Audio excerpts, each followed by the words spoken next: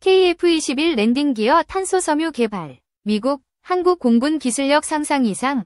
KF-21 6세대 스텔스 신기술 통과.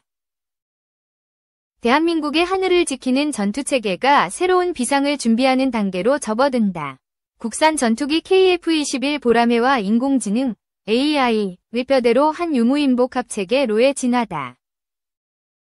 6대의 시제기 모두 비행에 성공하며 진화를 거듭하고 있는 KF-21은 올해부터 양산체제로 돌입해 스텔스와 유무인복 합체계 체계 등 글로벌 공중 전투체계 패러다임을 움직이는 최첨단 기술을 향해 나아간다.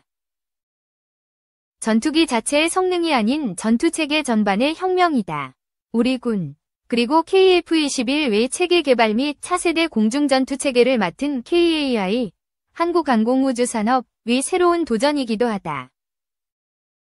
급격한 과학기술 발전과 맞물려 미래 전장 환경은 지금과는 전혀 다른 모습으로 바뀔 예정이다. 우리 군은 미래 공중전장이 AI가 탑재된 군집 무인체계가 유인체계와 비정형화된 모자이크전을 수행하는 체계로 변화할 것으로 보고 있다. 이에 군은 AI 기반 유무인 복합전투체계 발전을 국정과제로 채택하고 과학기술 발전 속도에 맞춰 단계적으로 발전시킨다는 계획을 세웠다. 이 같은 공중전투체계 도약의 시작점은 KF-21이다. 차세대 한국형 전투기 KF-21 외 성능 개량과 함께 차세대 공중전투체계를 가다듬어 KF-21와 다수의 무인기가 보조를 맞추는 유무인복 합체계를 완성하겠다는 것. 2010년 KF-21은 2011에서 2012년 탐색 개발을 거쳐 2015에서 2026년 체계 개발, 2026에서 2028년 추가 무장시험 등에 나선다는 개발 로드맵이 확정됐다. 체계 개발은 KAI가 맡게 됐다. 이 같은 로드맵에 2015에서 2026년 체계 개발 단계에서 지난해 KF-21 외 시제기 시험비행 완료라는 성과가 나왔다. 시험비행 성공과 함께 잠정 전투용 적합 판정을 받은 KF-21은 올해부터 양산체제에 들어선다. 성능 검증 과정에 문제가 없으면 2026년 최종 전투용 적합 판정을 거쳐 공군에 인도될 예정이다. 공군은 2026-2028년 첫 양산품 40대에 이어 2032년까지 추가 80대 등 총 120대를 배치해 노후 전투기인 F4, F5를 KF-21로 대체할 예정이다. KF-21은 현 단계에서 4.5세대 전투기로 분류된다. 1세대 터보엔진 장착, Y2세대 초음속 가능, 레이더 장착, 3세대 전폭기 역할 수행, 공대공 미사일 장착, 4세대 플라이바이 와이어 시스템 확보를 거쳐 나온 4.5세대 전투기에는 전투기의 눈으로 일컬어지는 능동위상 배열 레이더가 장착되고 제한된 스텔스 기능이 적용된다. 미국 F-182, F과 프랑스 라팔, 유럽 유로파이터 등이 4.5세대 전투기로 분류된다. F-22 랩터 등 본격 스텔스 기능을 탑재한 현재 최고의 전투기인 5세대 바로 아래 단계이지만 5세대는 가격과 유지비가 문학적이다. 이 때문에 세계 주요국의 주력 전투기가 4.5세대이며 4.5세대로서의 KF-21 개발이 중요한 이유다. 시제기 비행 성공과 전투용 적합 판정을 받은 4.5세대 KF-21 위 개발은 순조롭게 진행 중이다.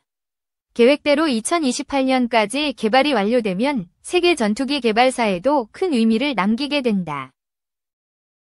KF-21은 약 10년 만에 최종 개발에 성공하게 되는 셈인데 미국과 유럽 등 선진국들도 통상 신형 전투기 개발 착수 후 전력화까지는 15년 이상의 시간이 걸렸다.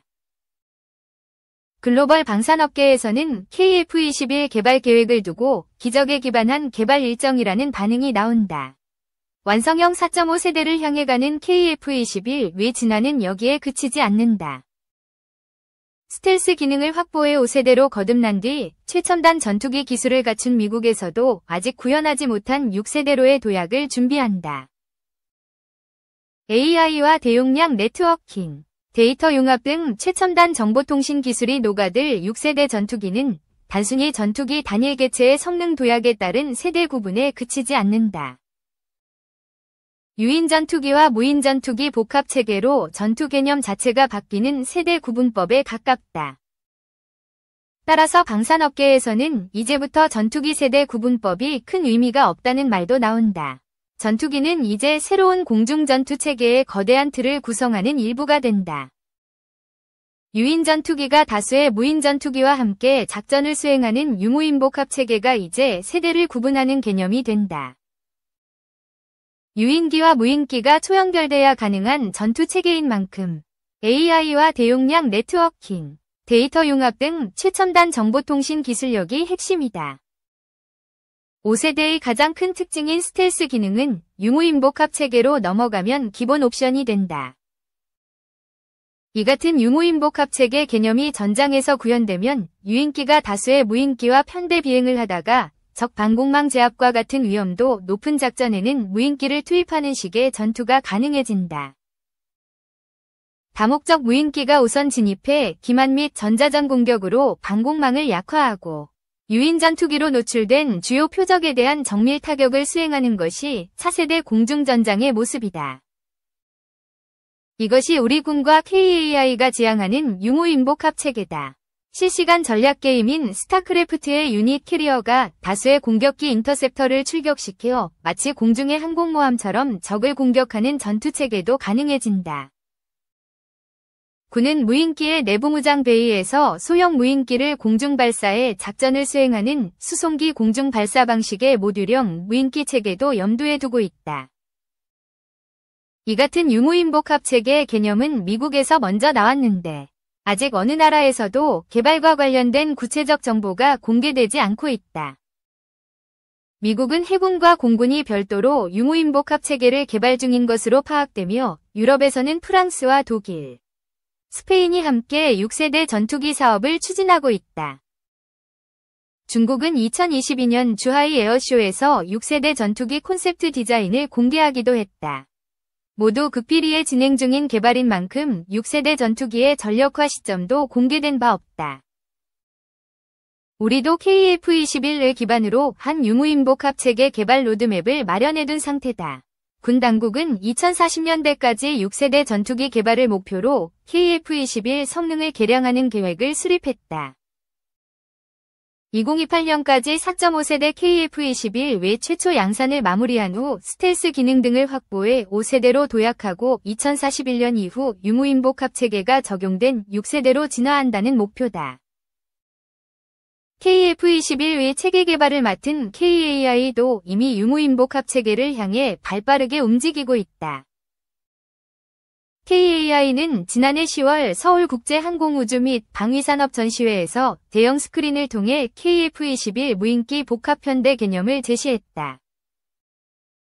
KAI가 지난 1월 미국 라스베이거스에서 열린 세계 최대 가전 IT 전시회 CES 2024에 이례적으로 참관단을 파견한 것 역시 유무인 복합 체계의 핵심인 AI 기술 트렌드를 파악하기 위해서였다. 관련 투자도 시작된다. KAI는 최근 이사회를 통해 차세대 공중전투체계의 핵심 기술 개발을 위한 총 1,025억 원 규모의 투자를 승인했다. 이번 투자를 통해 무인 전투기 개발을 위한 개념 연구와 자율비행 실증, AI 파일럿 편대운용 제어 및 고성능 데이터 링크 통합 기술 등 유무인 복합 체계의 기술을 확보한다는 계획이다. 이를 기반으로 주력 고정익, 회전익 기종의 유무인 복합 체계를 적용하고 2030년 추진이 예상되는 무인 전투기 체계 개발 사업에도 주도적으로 참여한다는 목표를 세웠다. 2. 2024 국감, 부승찬 의원, 공군 무인기 조종사 수당 인상 등 처우 개선 시급. 부승찬 더불어민주당 의원이 18일 충남 계룡대 공군본부에서 열린 공군 국정감사에서 감시정찰의 핵심 인력인 중고고도 무인기 조종사에 대한 처우 개선을 촉구했다. 국회 국방위원회 부승찬 의원이 공군본부로부터 받은 자료에 따르면 공군의 현재 무인 항공기 조종사는 총 15명으로 무인기 조종사 항공수당은 대위 기준으로 월 18만 원 수준이었다. 이마저도 임무수행 3년을 채운 후에 받을 수 있어 이날 현재까지 15명 중 6명에게 만수당이 지급되고 있다. 수당은 비행군의관, 항공촬영사, 객실 승무원 등과 같은 수준이다.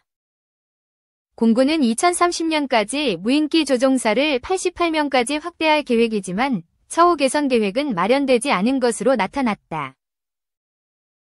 부위원에 따르면 미 공군의 경우 2020년 기준으로 보면 전투기와 무인 항공기 조종사의 수당이 동일하다.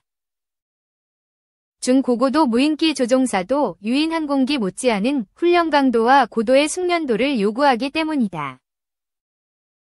2020년 미국 회계감사원은 미 공군의 무인기 조종사 근무 여건에 빈번한 순환 근무에 따른 수면 곤란, 통신 및 에어컨 등 장비 노출에 따른 청력 시력 감퇴 문제, 심리 불안, 야간 근무에 따른 자녀 양육 등의 문제가 있다고 지적한 바 있다.